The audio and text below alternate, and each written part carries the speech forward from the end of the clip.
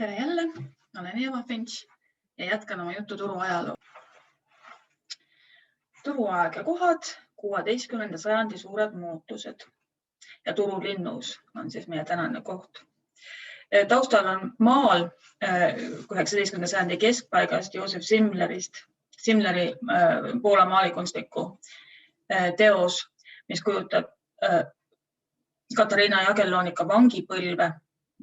Nad olid kogu perega, Juhan III, Katariina ja nende väike poeg Sigismund, hilisem Poola kuningas, on seal pildi peal emas üles. Ja valisin selle maali siia taustamaaliks lihtsalt sellepärast, et selles kehastuvad nii reformatsiooni ja katoliikluse omavahelised suhted, natuke turulinnus, ehkki nemad ei olnud turulinnuses, küll vangis, nad olid Kriipsholmis. Ja ka Gustav Vasa poegade omavahelised võimuvõitlused, et miks siis on kuningas vangis. Ja hakkame siis neid asju vaatama. Millest täna räägin? Räägin Gustav Vasast lühidalt. Temaga algas Rootsi riik sellisena, nagu rootslased ise tänapäeval ennast peavad, milliseks riigiks. Tema 3 poega ja 1 pojapoeg, nende vahelised võimujagelused, reformatsioon ja reformatsiooniga seoses Mikael Agricola, kes ühest küljest oli Soomes usupuhastuse, ütleme sellise üks läbiviijaid, aga keda loetakse ka soome kirjakeele isaks. Natuke räägime turuelust 16. sajandil ja siis turulinnusest.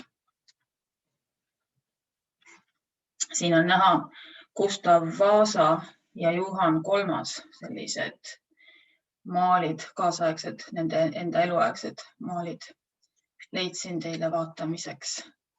Et Gustav Vasa siis, Juhan oli tema mitte vanim poeg oli Erik 14. Erik esialgu. No nii, 16. sajand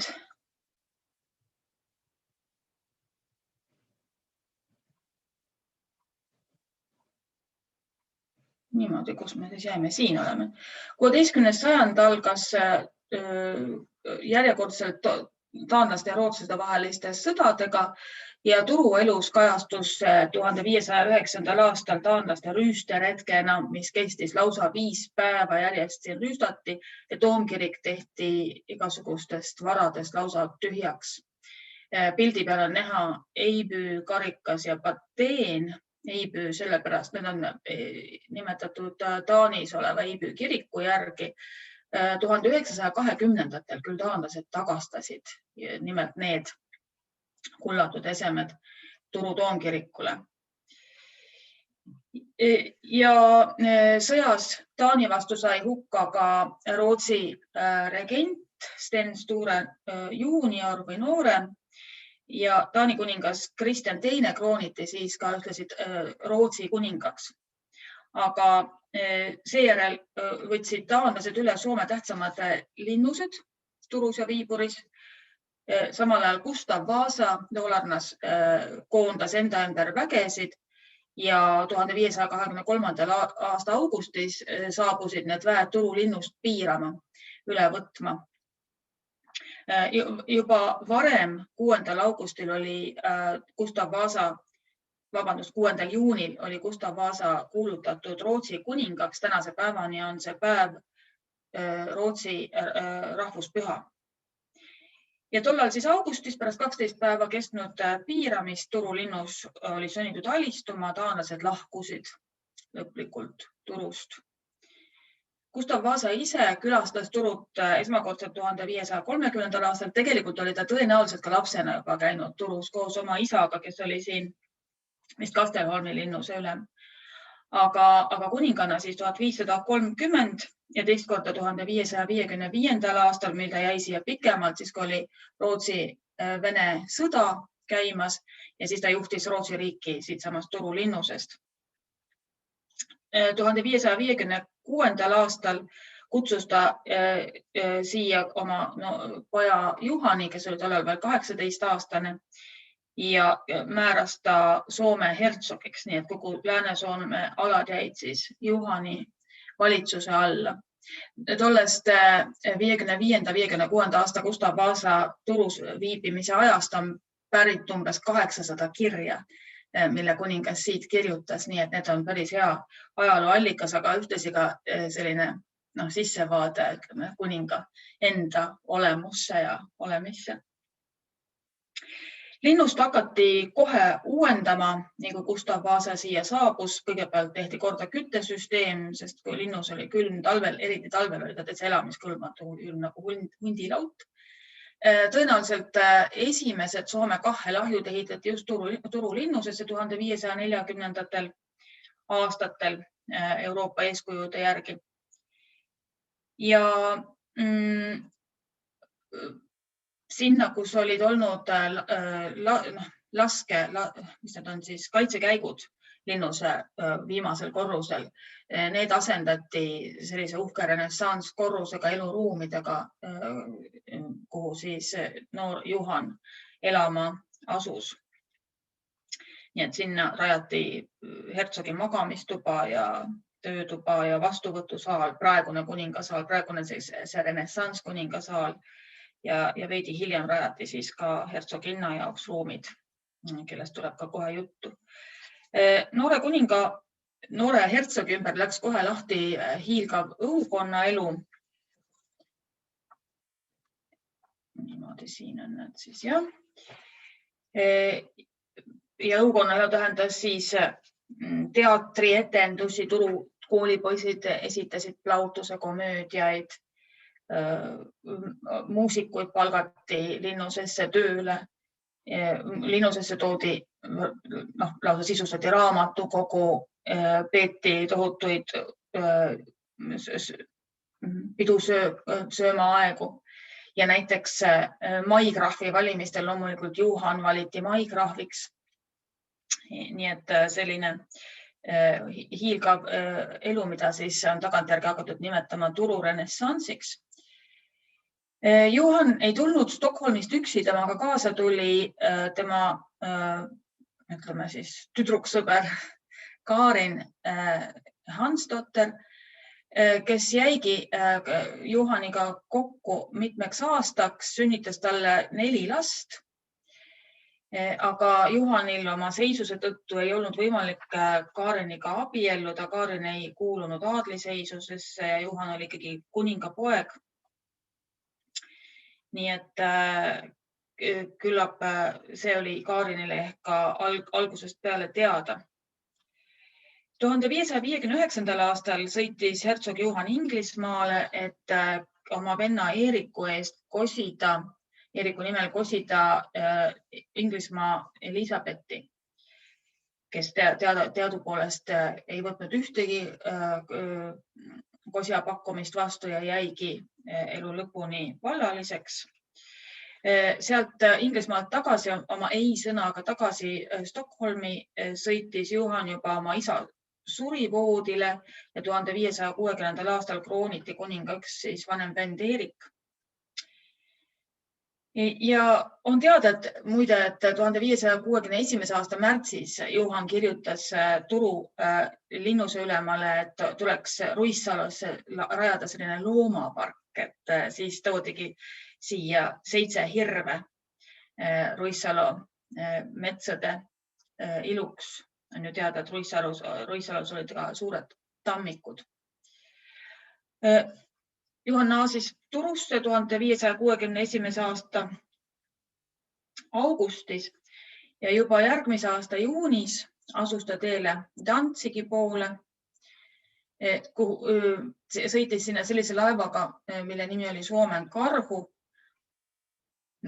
Laevaomanik Henrik Innamaa oli ka kaasas laeva peal, tüürimehena vist, rikas soomlasest laevaomanik.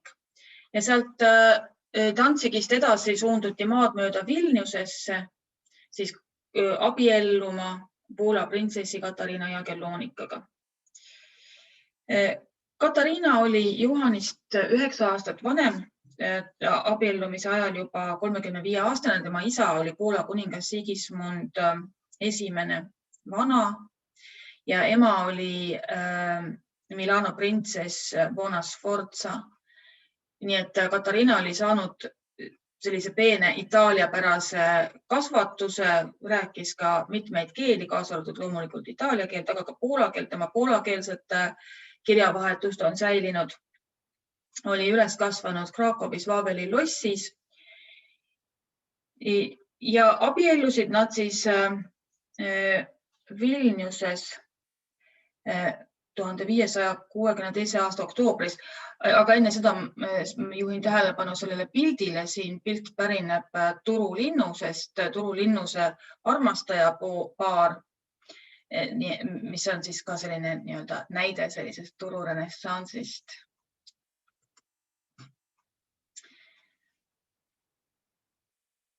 Kui Juhan ja Katariina olid abiellunud, siis algas nende pikk ja vaevarohke teekond tagasi Turusse.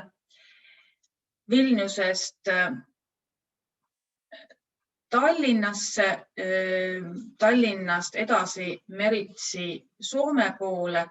Meri oli juba osaliselt jääs ja ilm oli kohutav, nii et nad siiski vaevu ja ohte trotsides saabuvad Hangosse ja sealt maad mööda edasi siis reisivad Turu poole.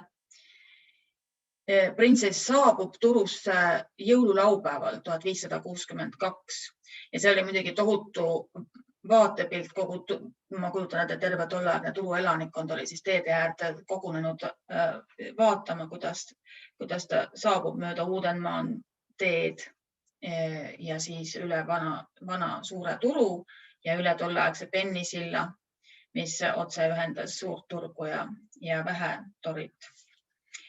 Ja printsessil oli kaasas 59 inimesest koosnev õukond, osalt itaallased, igasugused muid, põhilised itaallased ja poolakad ja ka tohutult kaasavara, nii et uhkete tõldadega, mille taolisi polnud Turus enne nähtud või üldse Soomes enne nähtud, kanti siis kangaid, vaipu, lauanõusid, kirikuhõbedat, maale, rõivaid, mida kõike võimalikku Euroopast kaasa tuua oli.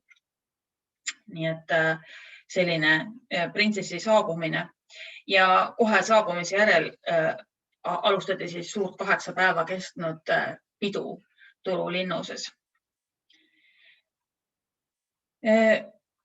Printsess olevat olnud selline rahuliku loomuga, sobis hästi Juhaniga, kes ei olnud nii rahuliku loomuga, kes oli suhteliselt tulise iseloomuga ja äkiline. Aga nad mõlemad olid hea hariduse ja kasvatuse saanud, rääkisid mitmeid keeli, mängisid muusikainstrumente. Õukonnas, nagu öeldud, olid ka muusikud ja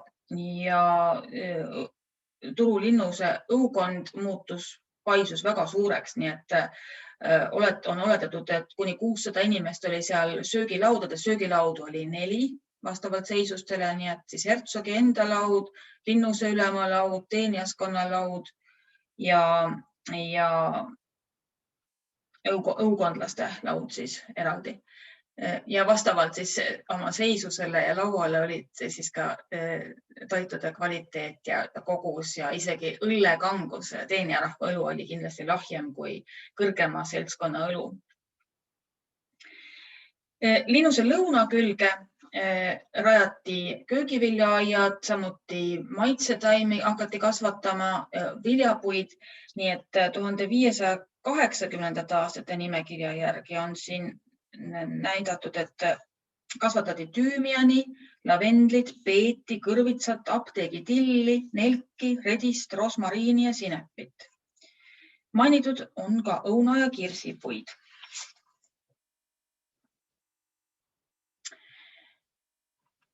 Suhted poolvendade vahel, Eeriku ja Juhani vahel teravnesid 1563. aastal. Arvata võib, et põhjuseks olid Juhani enda välispoliitilised ambitsioonid. Ta püüdis siin Liivimaal endale piirkondi allutada, saada enda käsutusse ja selle tõttu natuke mahineeris ka Poola kuningaga, andis talle laenu ja sai pandiks suuri maa-alasid.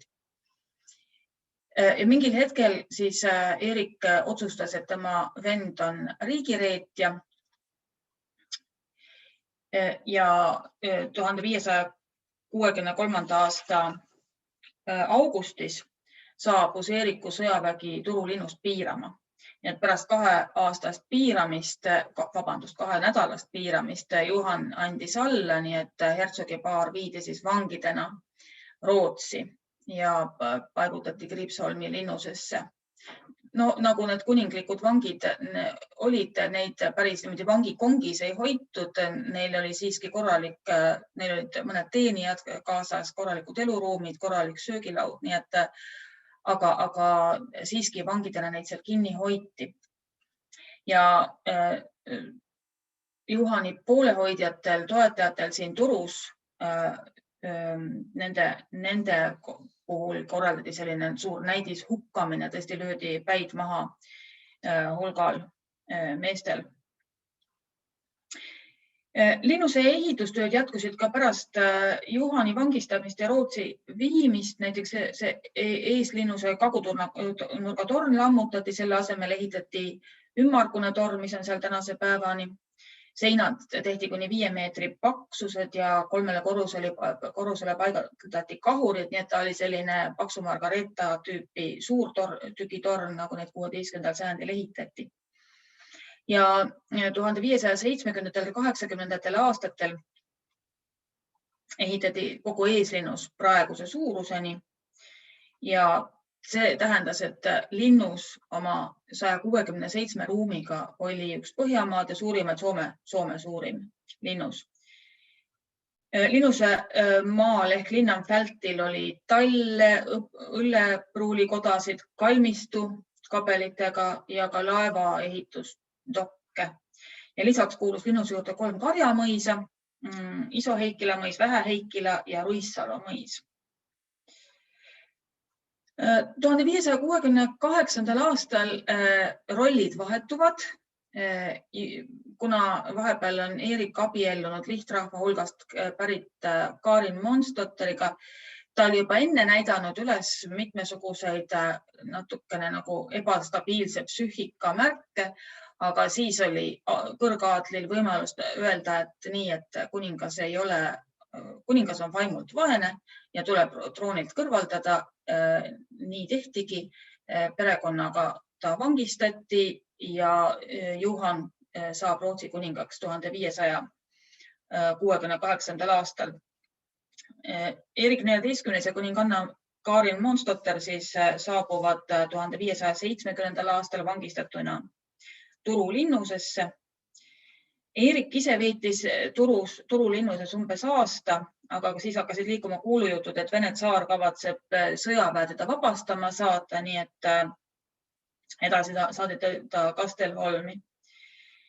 Kuninganna Karin oli vahepeal abikaasast eraldatuna pärimuse järgi teisel pool Aura jõge Tuubikala torpas ehk siis sellises väikeses majakeses, kus ta avanes linnuse poole vaade.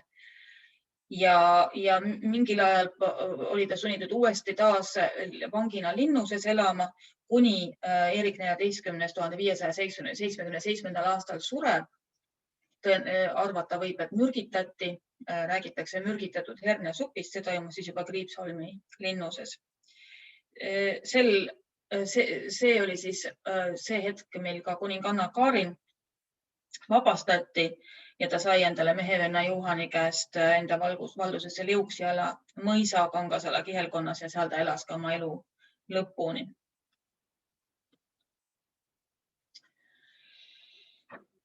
Kui Juhan III 1592. aastal suri, ta oli siis küll ainult 55-aastane, saabusid Rootsi kuningriigile rasked ajad. Kroonipäris Sigismund, Katariina Jagellonika ja Juhani poeg, kes oli juba selleks hetkeks ka Poola kuningas ja usu poolest kasvatatud katoliiklaseks.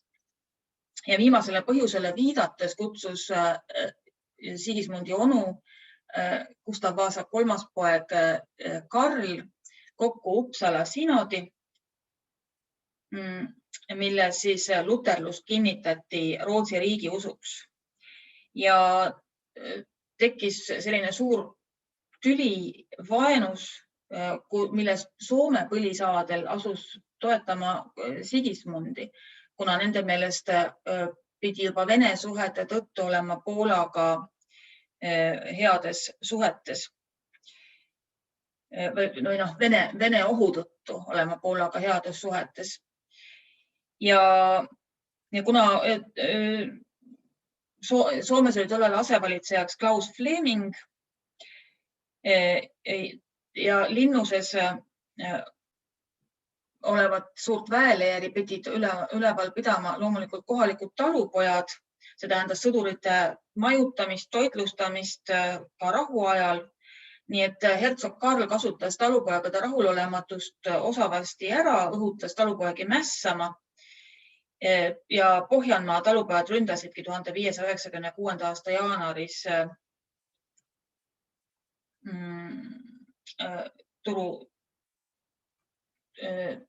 Turu linnust. Jaapo Ilka oli nende juhiks, kes küll langes Flemingi kätte vangi ja pandi Turu linnusesse kinni, kus tal õnnestus ka põgeneda. Räägitakse, et te peate ise minema Turu linnusesse vaatama, kuidas ta sealt põgenes, see on täitsa omaette lugu.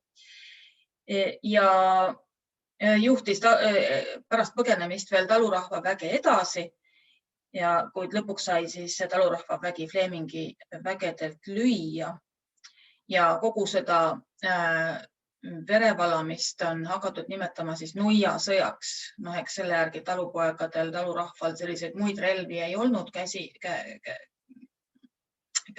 pärast. Selle pildi peal Albert Edelfeld 19. sajandi lõpus on kujutanud siis Poltetu küle on selle pildi pealkiri ehk siis põletatud küla ja siin on näha siis selline pere, kes on varjunud, suusad on esiplaanil.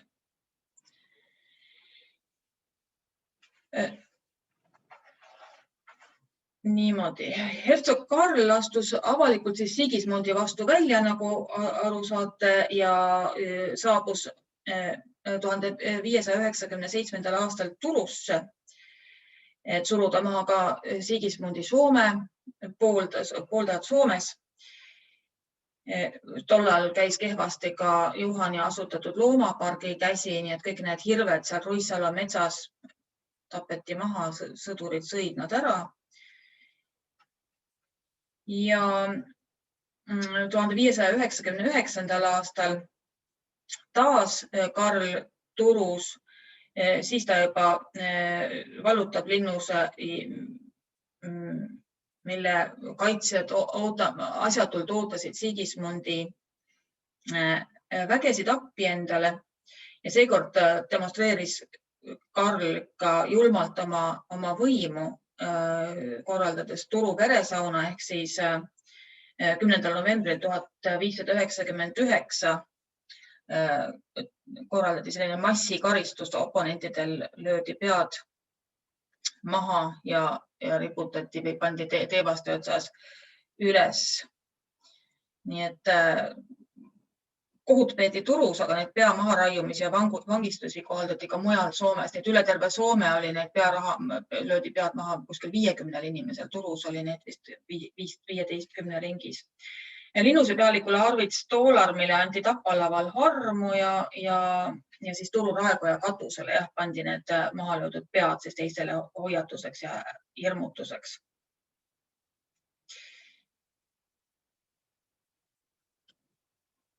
Niimoodi.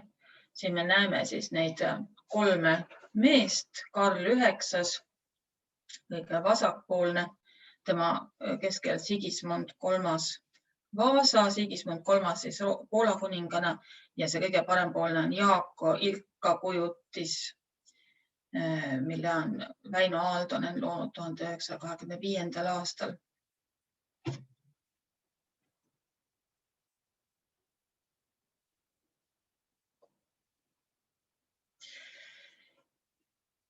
Nagu me teame, oli 16. sajand ka reformatsiooni sajand, mis algas Wittenbergis, siin Luteri usu seisukohalt algas Wittenbergis Martin Luteri teesidega.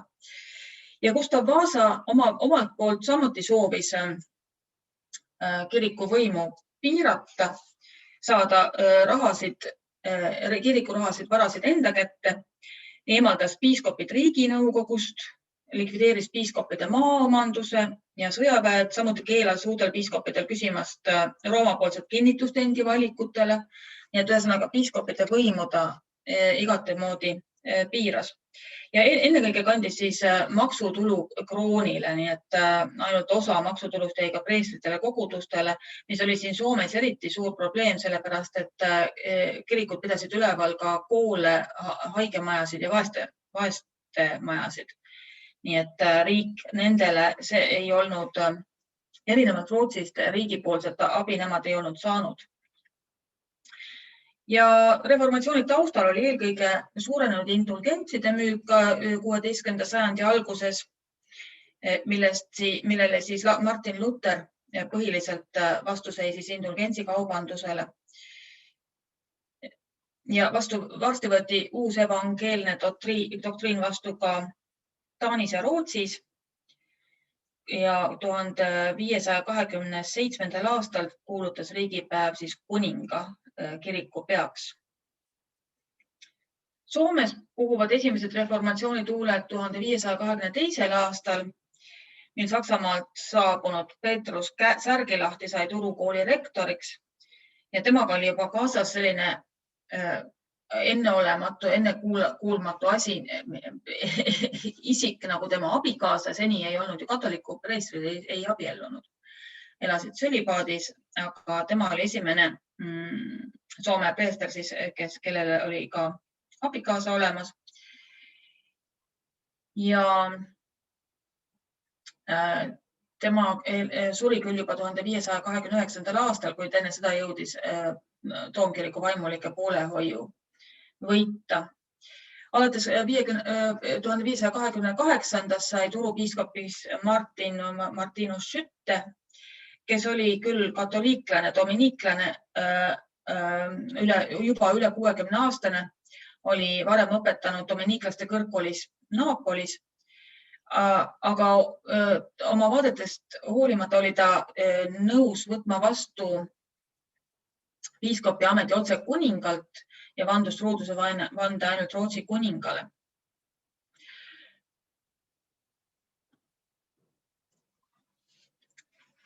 Saksamaa teravnenud olukorra tõttu oli vahepeal peatunud üliõpilaste saatmine Saksamaale ja alates 1530-ndatest siis läksid nad otse juba Wittenbergi õppima. Wittenbergi ülikooli, kus olid siis aktiivsed uue protestantliku liikumise võtmeisikud Martin Luther ise, Melanchthon samamoodi,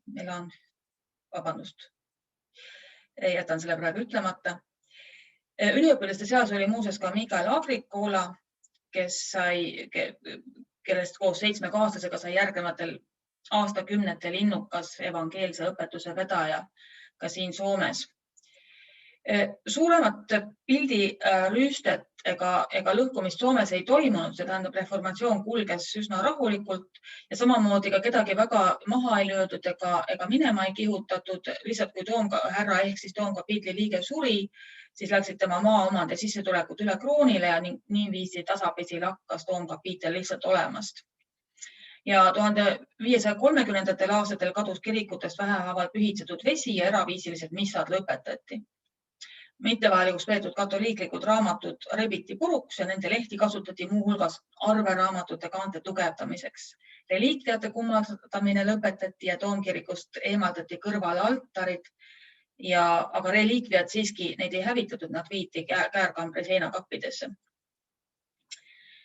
1537. aasta tulekahju põletas maha ka Püha Olavi kloostri. Kuningas määras vennad vaimulikeks maakirikutesse, maakogudustesse ja tellised kanti laiali, kasutati neid linnuste ehitamiste juures, nii et seda kloostrit seal, ühesõnaga ta täiesti kadus maa pealt, seal on vundament, rusud on alles tee ja tänapäeva ehitiste all. Aga inimeste teadvuses see kloostri asukoht siiski püsis, nii et sinna välditi ehitamist väga pikka aega, seal oli ju ka kalmistu olnud.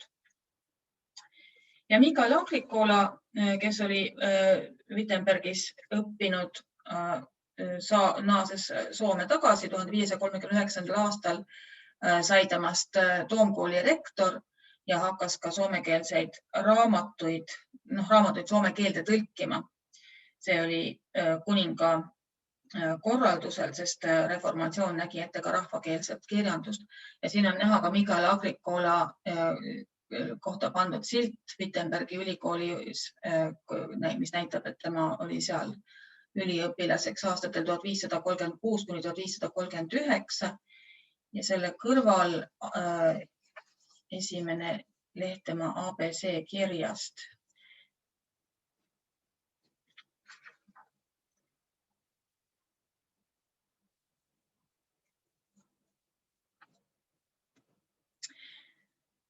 Tuhande 1544. aastal võtab kuningas kirikute rahaasjad täitsa enda kätte, nii et see osutub kirikutele üsnagi otsustavaks.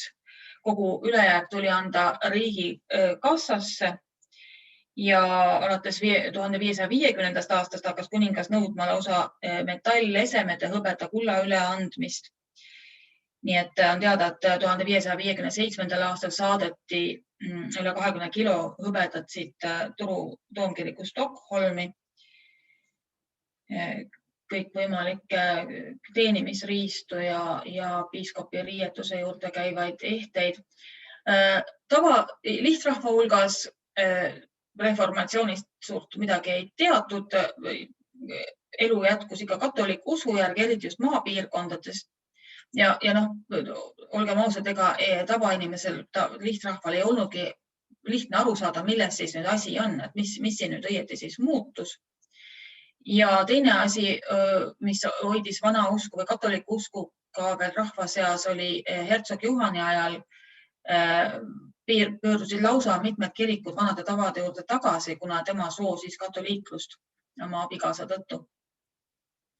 Aastal 1593 kutsus hertsog Karl taas kokku Rootsi riigi juhid Uppsala sinodile, kus siis otsustati järgida piiblit ja 3 vana usutunnistust ning Augsburgi usutunnistust aastast 1530. Ja Rootsi kuningriik oli siis sest peale ametlikult luterlik.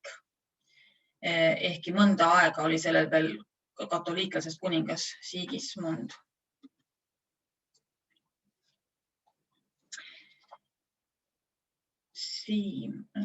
Vaatame, mis siin oli. Siin on selle Uppsala sinodi suur allkirjastatud lõppdokument, see, mis siin pildi peal näha on.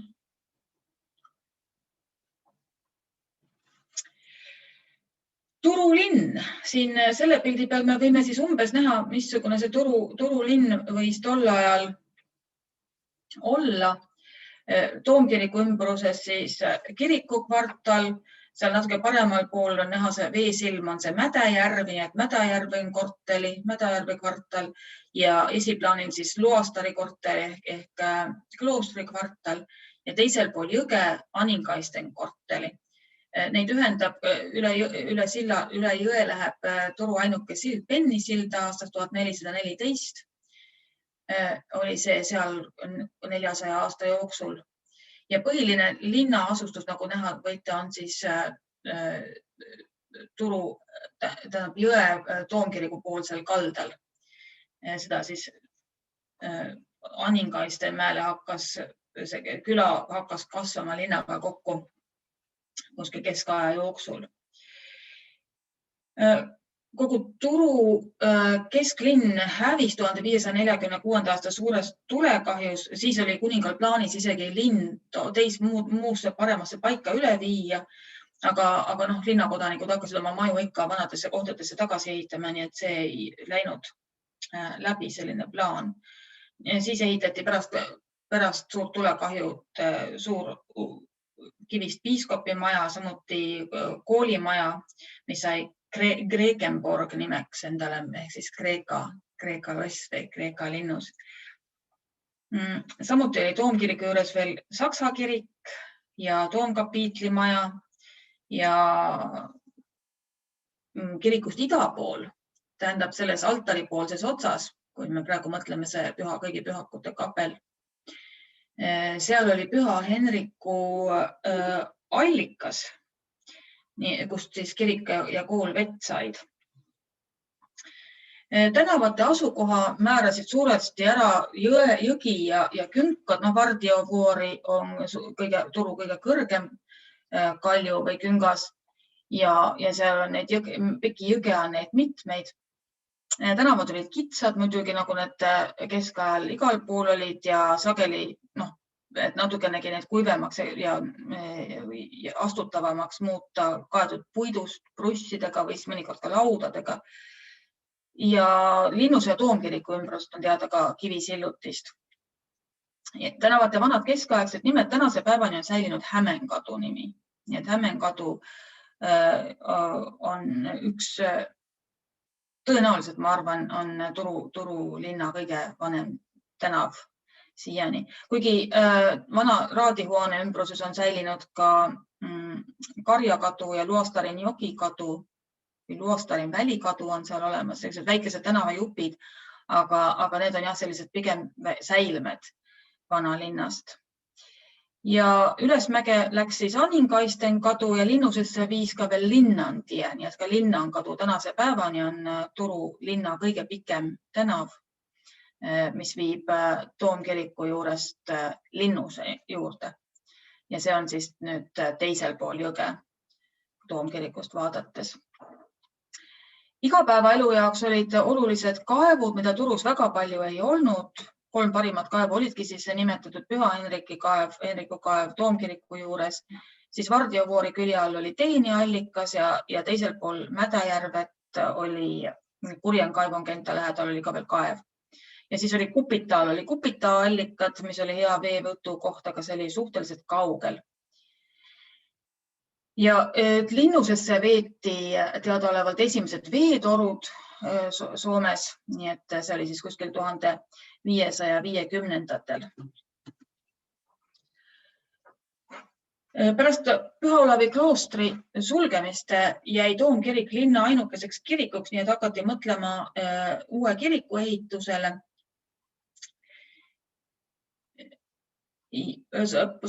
Sobivaks kohaks peeti Pühavaimu maja, Pühavaimu kalmistuala, nagu nimetatud, see asus Eerikinkadul, seal, kus praegu kesklinna Lidl on. Ja Juhan III keskis ehitada uue kiriku siis soomekeelsele elanikkonnale. Kiriku ehitamist alustati 1588. aastal, tõenäoliselt kavandas kiriku Willem Voi, kes on kuulsaks saanud Stockholmi Püha Jaakobi kiriku arhitektiina. Ehitustööd venisid ja tegelikult see kirik ei saanudki kunagi valmis, lõpuks pooleli olev kirik lammutati 17. sajandil. Reformatsiooniga lõppes ka kloostrite andav arstiabi ja selles mõttes haigete seisund, kogu see süsteem läks päris problemaatiliseks. Püha Vaimu hospidal jätkas tegevust kogu 16. sajandi vältel. Hospidal oli oma preester ja lisaks käis ka järelvaatajast kirikuõpetaja igal nädalal kontrollimas haigete tingimusi. Aga üldiselt peeti normaalseks siiski kodust ravi, nii et hospitalis viibisid ainult need, kas siis väga haiged või kelle eest ei olnud hooldajaid. Säilinud andmete järgi oli 1569. aastal 18 ravitavat ja 1598. aastal oli neid juba 41 patsienti. Ja alates 1570. hakkas siis ka kuninga valitsus haiglate ülalpidamisse panustama lõpuks. Teine Turu haigla oli Püha Jüri Leepra haigete hospidal Poolamäe nõlval ja 16. sajandi lõpul oli seal üle kogu piiskopkonna umbes 50 patsienti. Ja Leebrak kalmist oli kuskil seal puutarha kadu 7-8 kandis. Tervishoiutöötajatest väga palju teada ei ole. 1590-ndatel esineb allikates linnaarstina doktor Samuel Gruben. Turu hertsogi Juhani õuearstiks oli olnud doktor Johannes Kopp ja kohtudokumentide põhjal on teada ka apteekreid, nagu näiteks Matthias von Erbach Turus 16. sajandil. Aga tavainimesed kasutasid ikkagi rahvaravi. Kõige tavalisemad meetodid olid näiteks kuppude panemine, saun loomulikult ja siin pildi peal on ka Olaus Magnuse põhjarahvaste elu raamatust pärinev pilt saunast. See on ka 16. sajandi teos ja siin parempoolsel isikul ongi selja peal on sarvedest kupud. Nii et kui te vaatate, et tal on kuidagi moodi nagu sauruse moodi sarved seljas, need on jah kuppusid pandi saunas ja jalad on tal nagu need jalavannis, nii et kenad sellised rahvaravi moodused. Aadrit lasti, hambaid raviti tavaliselt hamba eemaldamise teel ja selliseid operatsioone viisid sageli läbi habemeajajad, nii et ajasid habet ja ka eemaldasid hambaid. Haigustest kardeti muidugi katku kõige rohkem. Näiteks 1504. aastal põhjustas lähenev katk kabuhirmu, suur osa elanikest põgenes linnast ja katk pöördus veel mitmel korral ka linna tagasi, aga oli ka kõikvõimalikke muid haigusi. Ega täpselt ei ole teada, kas alati oli tegemist katkuga või millega, aga jah, selliseid surmavaid nakkushaigusi tol ajal oli liikvel. 1533. aasta kirjades juhtis Gustav Vasa tähelepanu koolide olukorrale.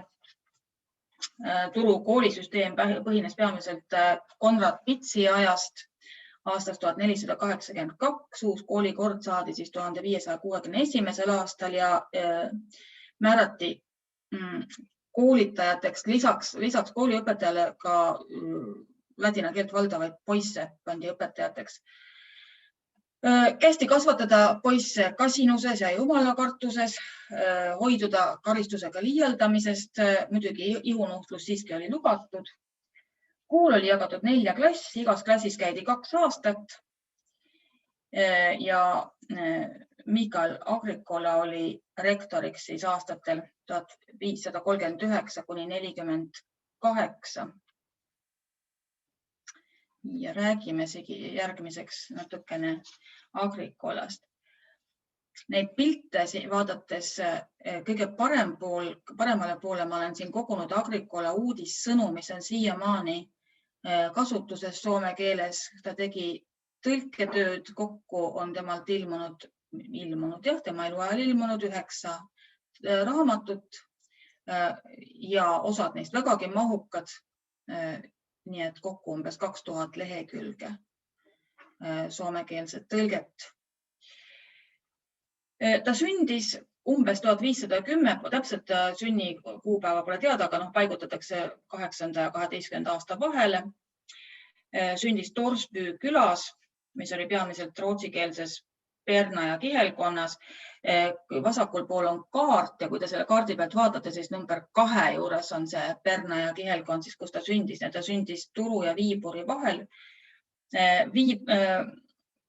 Maksuraamatute järgi on teada, et nende majapidamises oli vähemalt 5 lehma, 3 mullikat, paar hobust ja 4 lammast, nii et vaesed nad ei olnud. Nimeks Miikael saab ta ilmselt Perna ja kiriku kaitsepühaku järgi. Miikael Olavin poiga ja kui ta siis Viiburis kooliteed alustas, siis võttis ta endale liignimeks Agricola oma põllumehest isa austuseks. Viiburi triviaalkoolis õpetati ladina keele grammatikat, retoorikat, dialektikat ja Agricola õpetaja Viiburis oli Johannes Erasmuse poeg, kellega koos ta 1528. aastal Turusse tuli. Johannes sai siin kantselaariuse koha, aga juba aasta hiljem suri, nii et tema töö võttiski üle Miikael ja temast sai siis tolleaegse piiskopi Martin Schütte kantselaarius. Ja juba 1530 või 1531 pühitseti ta ka vaimulikuks. 1536. aastal suundus Wittenbergi õppima, kuulas seal nii Melanchtoni loenguid kui ka tutvus Martin Lutheriga ja kusjuures tal õnnestus mõlema mehe käest saada endale soovituskirjad Gustav Vasale saatmiseks, et taotleda stipendiumi ja selle stipendiumi ta ka sai, nii et on teada, et ta ostis Wittenbergist hulga raamatuid, seal ju hulgas Plautuse komöödiaid ja nüüd läks ära nimi, ühesõnaga klassikalisi teoseid. Ja pärast naasmist Turusse 1539. aastal saab siis temast Toomkooli rektor. Nagu öeldud, hakkas ta tõlkima rahvakeelde kuninga käsul ja 1543. aastal ilmub siis esimene Soome aabits ehk ABC kirja,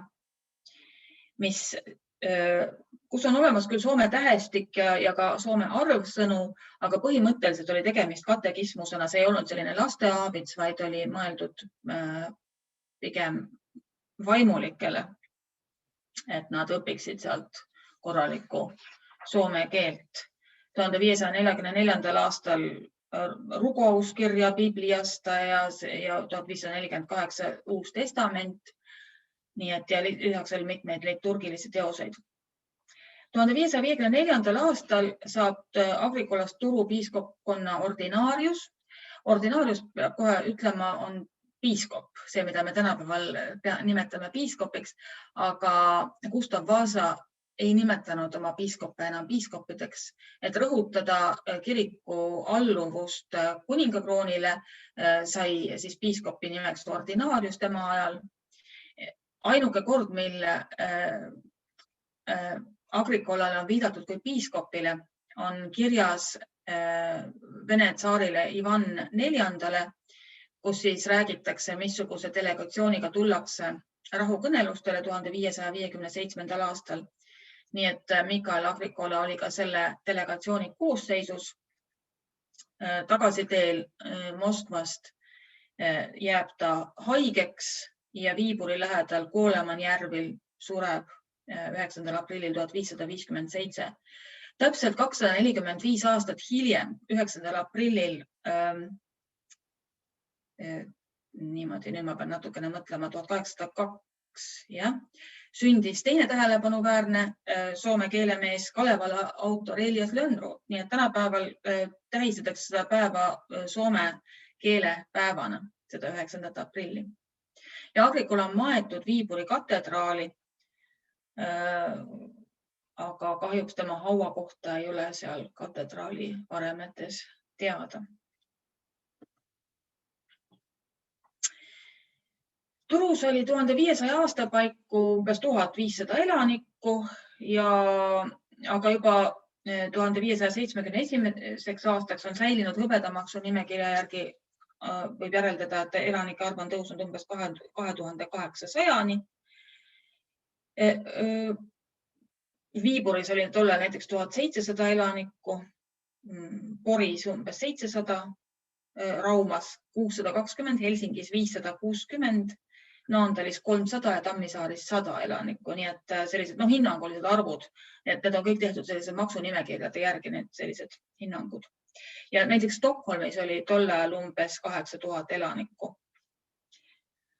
Ja ka Tallinnas oli minu teada umbes samasugune arv elanikke nagu Stockholmis. Järgmise 1609. aastal tehtud maksunimekirja järgi oli juba 4300, nii et rahvaarv kasvas jõudsalt.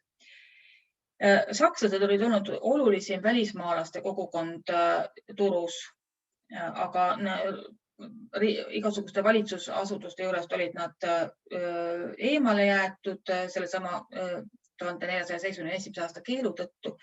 Nii et nad olid ka, paljud neist olid seetõttu ka riigist lahkunud. Ja linna jõukama kodanuse hulka kuulus ka päris palju soomlasi. Neist tähelepanuväärsem oli juba mainitud Henrik Hannon poiga Innamaa, esimest korda allikates mainitud 1549, ja temal siis tõenäoliselt raiuti 1563. aastal pea maha kui hertsog Juhani toetajal. Nii et tema abikaasast Valborist sai turu suurim laevaomanik, maaomanik, kaupmees ja tema nime mäletatakse tänase päevani, et ta oli selline sõnakas, tugev naisterahvas, kes suutis kindla käega oma ärisid juhtida ja paljudel linnakodanikel oli ka turult ümbritsevates külades maaomandusi, talusid, kus nad siis tootsid peamiselt linnaperedele mõeldud loomakasvatussaadusi. Lisaks vägevale kodanlusele oli turus palju käsitöölisi. Näiteks jällegi ma loen siit paberi pealt 1595. aastal oli maksunimekirja järgi turus 59 käsitöölist ja abilist. Suurimad käsitööliste rühmad olid kingsepad ja rätsepad. Samal ajal on turus tuntud kullasseppi, tünnimeistreid, treialeid, puuseppi, kanepiketraid, seppi, parkaleid, õllepruule, kangruid, lihunikke, müürseppi, vöötegijaid, seemisnahad tegijaid ja kalevilõikajaid. Ja siis oli omaette oluline rühm oli kirjutajad, riigiteenistujad. Ainuüksi Turu linnuses oli teadaolevalt 15 kirjutajat tööl. Ja naised töötasid päris mitmetel aladel, muuhulgas vaibategijate, kalaleotajate, õllepruulide, saunanaiste, ämmaemandate, karjuste ja vaeste hooldajatena hospitalides. Nii et kindlasti töötasid nad ka näiteks majateenijatena. Linnuses olid terve hulk teenijaid. Ja meremehed moodustasid omaette rühma ametite hulgast, nii et kipparid, tüürimehed ja lisaks olid veel ka palgalised teenijad, sulased, tüdrukud ja siis olid ka sellised, kuidas öelda, linna kodutud ja hulkurid kuulusid ka loomulikult asja juurde. Ja pildi peal jälle on Olaus Magnus meile joonistanud kalapüüki 16. sajandil. Ja räägime siis lõpetuseks Turu linnusest. Linnuse ehitusaastad langevad siis enam-vähem täpselt 3 sajandisse, 1280 kuni 1588 ja 20. sajandi restaureerimistööde arhitektideks Erik Brügman, tuntud Soome-Rootsi arhitekt ja Olli Kestila peale Brügmani surma. Interiori kujundas Karin Brügman ja eeslinnus restaureeriti siis 80. aastatel Eero Raatikainen ja Karin Brügmani juhtimisel. Linnuse esimene ehitusetapp, nagu räägitud, oli siis ristkülikujuline kastell, 65 meetrit pikk, umbes 30 meetrit lai, laagerkastell, kummaski otsast torn ja kõigis 4 küljes värav. See on tüüpiline kastell linnuse tüüp. Müürid olid umbes 9 meetri kõrgused, ma räägin praegu 13. sajandi lõpust, lisan juurde. Ja sees olid linnuse pealiku hoone ja kabel, seal nurkades, sisenurkades näete on sellised hoone moodi ehitised, aga sõdurid olid linnuse õues laagris. Ja esialgne linnus oli saarel, mis tegi linnuse kaitsmise lihtsamaks ja samas oli hea ülevaade ka jõe liiklusest. Aga linnuse peamine funktsioon ei olnud mitte Turu linna kaitsmine, vaid pigem maksukogumine ja selline krooni seaduse kehtestamine siinsetel maadel. 14. sajand 1310. aastate paiku algasid taas linnuse ehitustööd. Kaitsemüür ehitati kõrgemaks, läänetorn ehitati kõrgemaks, 3 väravat müüriti kinni ja sissepääs jäi vaid idapoolsesse väravatorni, kus on idapoolne on siis see linnapoolne torn. Nii et tänapäevani pea sissekäik on seal selles suunas. Selle kohal oli ümmargune seinaorv, millesse tõsteti kettidele kinnitatud alla lastav võre. Linnuse õu jagati vahemüüriga 2. Nii et Läänetornist sai nii-öelda peatorn, linnuses, seal oli 5 elukorrust ja kaitsekorrus ja sinna pääses ainult 1 ukse kaudu. Nimelt keskaegses linnuses ei olnud vaheuksi ega trepikodasid, vaid siseseintel olid sellised rõdukäigud, mille kaudu pääses ruumidesse ja mida sai vajaduse korral kiiresti eemaldada ja ära lõhkuda, et sissepääsud tõkestada. Linnuse sisse ehitati 2 tiiphoonet, needsamad põhja- ja lõunapoolne, need pikad hooned. Ja neis ehitati tollal juba rohkem kui 40 ruumi, et siin nende vahel jäi siis pikk kitsas linnuse õu. Linnuse kaitsevõime lisamiseks, jah, nagu öeldud oli, siis tehti need puidust rõdukäigud ja aknad olid üksnes linnuse õue suunas, et väljapoole olid ainult laskeavad. Põhjatiiba ehitati lossiruumid, alumine korrus oli hoiuruumide all, keskmises olid linnuse saalid ja kolmas korrus oli linnuse saal ja kolmas korrus siis eluruumid. Üks ruum põhjatiivas. Põhjatiib on see, mis jääb tänapäeval siis Linnankadu poolele. Nii et jõepoolne on lõunatiib ja põhjapoolne on tänavapoolne tiib. Seal oli alati sisustatud kuninga jaoks üks ruum ja seal oli ka kapel, tänase nimega Nunnankappeli, mis oli avatud ka väljaspool linnust elavatele inimestele kirikuna. Lõunatiivas olid tollal aidad ja laod. Ja nagu räägitud varasemas loengus, linnust piirati pikalt 1360-ndatel. Albrecht Mecklenburgist oli siis linnuse all 10 kuud ja lõpuks linnus põles, nii et vajas päris korralikku taas üles ehitamist. Ja 15. sajandil ehitati linnuse saalide võlvid, puidust kabel asendati kiviehitisega.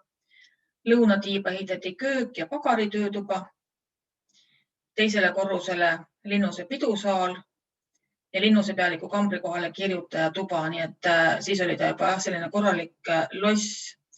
Eriti suured ehitustööd Sten Sture vanema ajal, siis ehitati ka kirik, mida tänapäeval teatakse Sture kiriku nime all ja hakati rajama ka eeslinnust. Ja 16. sajandil omandas linnus siis sellise kuju, nagu me teda ka tänapäeval teame. Gustav Vasa käsul, siis nagu räägitud, hakati linnust kaasajastama. Rõdukäigud asendati trepitornidega, mis muutis liikumise linnuse sees palju lihtsamaks ja hõlpsamaks. 1550-ndatel need trepitornid siis ehitati, keskaegne vahemüür lammutati linnuse siseõuest ja endise kaitsekäigu asemel ehitati renessanskorrus. Linnuse sissekäigu ette endise allalastava silla asemel ehitati trepikoda. Seesama, kus siis linnuse õuel pealinnusesse on sissepääs tänapäeval.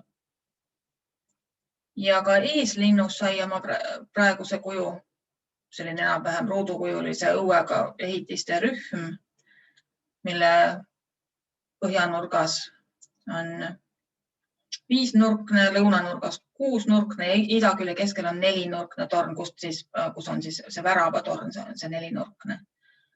Ja samuti kagunurgas ümar suurtükitorn. 1614. aastal hävis tulekahjus peaaegu kogu linnuse sisustus, pealinnuse sisustus. Eeslinnus sai vähe kahjustusi, kuid pealinnus jäi kasutusele lihtsalt sellise laohoonena. Viljaladu oli seal näiteks mingi aja. Ja eeslinnust kasutati veel 17. sajandil, 17. ja 18. sajandil maahärra ja kindralkuberneri elukohana. kuid maaherra elukoht viidi 17. sajandi lõpul kesklinna üle, Turu kesklinna. 1770 paigutati linnusesse Kroonu viinavabrik, viljahoidla ja vangla. Linna ajaloomuuseum asutati 1881 ja aastaks 1901 oli see saanud enda kasutuse kogu eeslinnuse. Nii et viimased vangid viidi sealt veel 19. sajandi lõpul välja. Vangla oli siis ümaras tornis viimased ajad ja viidi ära sealt Kakolasse.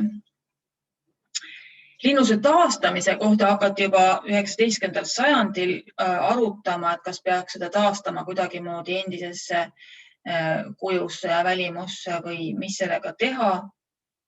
1937 määrati restaureerimistööde peaarhitektiks Erik Brügman, aga jätkusõja alguses 1941 26. juuni pommitamistes linnus põles väga täielikult. Siin on linnuse plaan, aga siin on selle põlemise pilt või missugune pilt avanes siis pärast pommitamist. Nii et nagu näete, oli ta väga kõvasti kahjustada saanud.